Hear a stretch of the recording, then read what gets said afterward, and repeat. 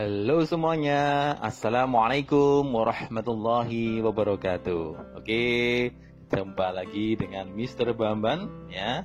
Nah, kali ini Mr. Bamban mau menyampaikan materi tentang penyakit menular. Nah, kita harus kenal berbagai macam penyakit menular supaya kita bisa berhati-hati dan juga bisa mengantisipasi apa yang dimaksud dengan penyakit menular itu.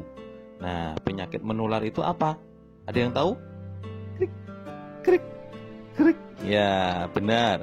Penyakit menular itu adalah gangguan tubuh yang disebabkan oleh organisme seperti bakteri, virus, jamur, atau parasit lewat perantara makhluk hidup seperti manusia ataupun hewan. Nah, jadi itu ya medianya untuk penularannya bisa lewat manusia ataupun hewan, seperti halnya virus COVID ini ya, virus COVID-19 ini juga penularannya lewat manusia.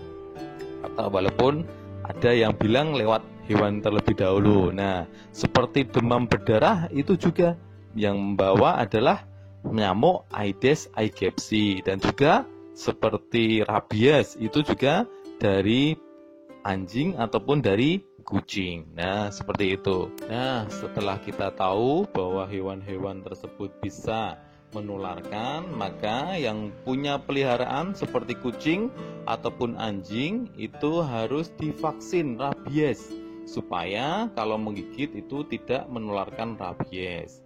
Nah, dan juga manusia, apabila kita mau menengok orang yang sakit seperti sakit cacar, sakit belean, influenza, nah itu juga harus hati-hati. Nah, jangan sampai kita nanti akan tertular karena itu adalah penyakit menular. Nah, itu walaupun ada beberapa yang sudah tahu bahwa itu adalah penyakit menular, tapi banyak juga loh yang tidak tahu bahwa itu penyakit menular. Sekarang kita masuk ke macam-macam penyakit menular. Yang pertama yaitu cacar air atau varicella. Maaf ya, ternyata ngetiknya salah jadi rubella, padahal rubella itu adalah campak Jerman ya. Maaf ya, nulisnya salah, harusnya varicella. Ada yang tahu nggak cacar air itu apa? Nah itu, tahu ya? Ya oke.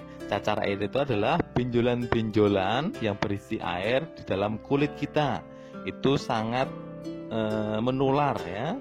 Jadi biasanya kalau ada satu anak ya yang kena cacar air, nanti biasanya itu akan menular kepada anak-anak yang lain.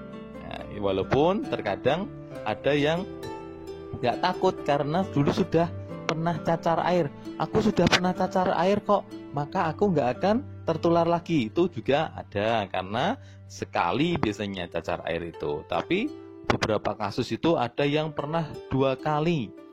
Seperti itu. Jadi kalau ada teman kita yang cacar air, kita tidak perlu untuk menjenguknya. Nanti jangan-jangan kita malah tertular. Yang kedua yaitu belean. Ada yang tahu belean? Ya, atau disebut dengan konjungtivitis.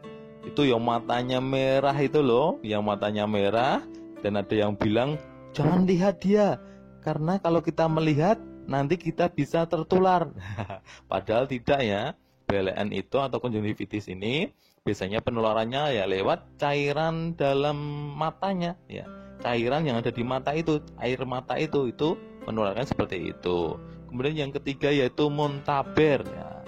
Tahu muntaber itu apa? Muntaber, muntah dan juga berak. Nah, itu juga menular.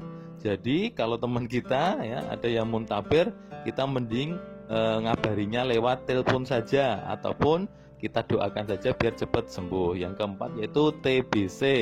TBC itu adalah tuberkulosis. Nah, itu kalau badannya kecil, kemudian nafsu makannya kemudian hilang, nah itu nanti mungkin salah satu tanda-tanda. Jadi perlu diperiksakan. Ya, batuk-batuk ya, batuk-batuk lama nggak sembuh-sembuh, itu juga tanda-tanda TBC. Tapi kalau seandainya sudah periksa ternyata enggak ya, berarti bukan TBC. Kemudian yang kelima yaitu campak ya, yang biasa imunisasi di bulan September itu imunisasi MR, yaitu untuk penyakit campak.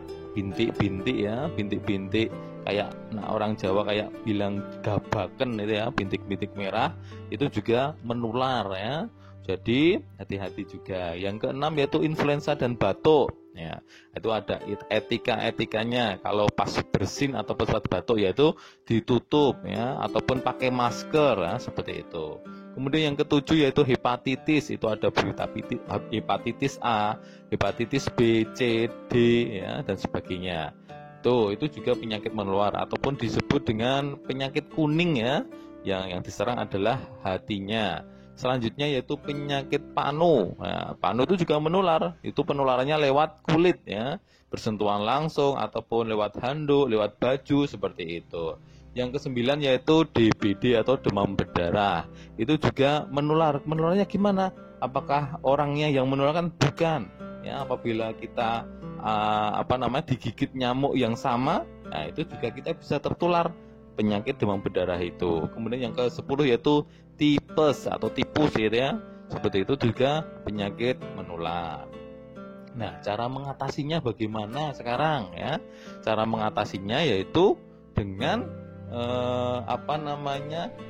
imunisasi ya, seperti yang kita lakukan kemarin ya. Di bulan September imunisasi MR, di bulan November itu imunisasi DT ataupun tetanus difteri. Seperti itu adalah salah satu bentuk pertahanan tubuh, imunisasi, imun tubuh kita ya, supaya kita terbebas ataupun kalau ada virus itu kita bisa terhindar. Nah, seperti itu.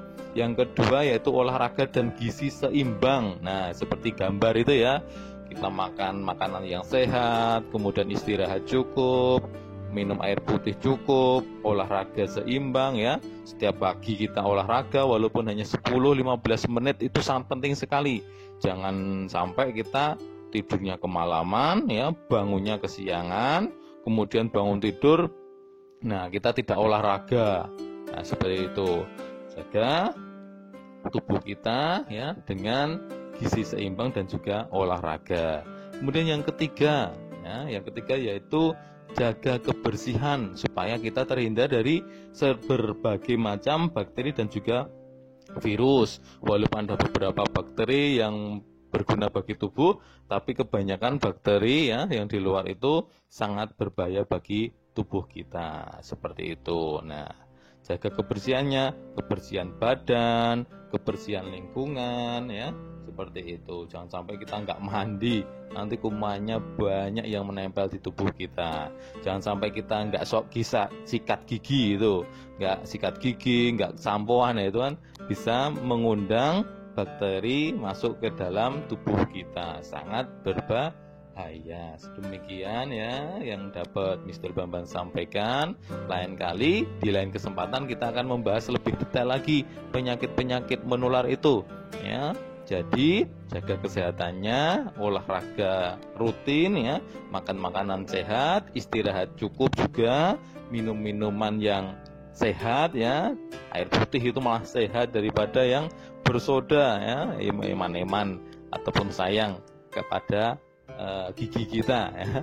Jadi jangan sering-sering kita minum minuman yang bersoda. Demikian yang dapat Mr. Bambang sampaikan. Terima kasih, semoga bermanfaat. Wassalamualaikum warahmatullahi wabarakatuh.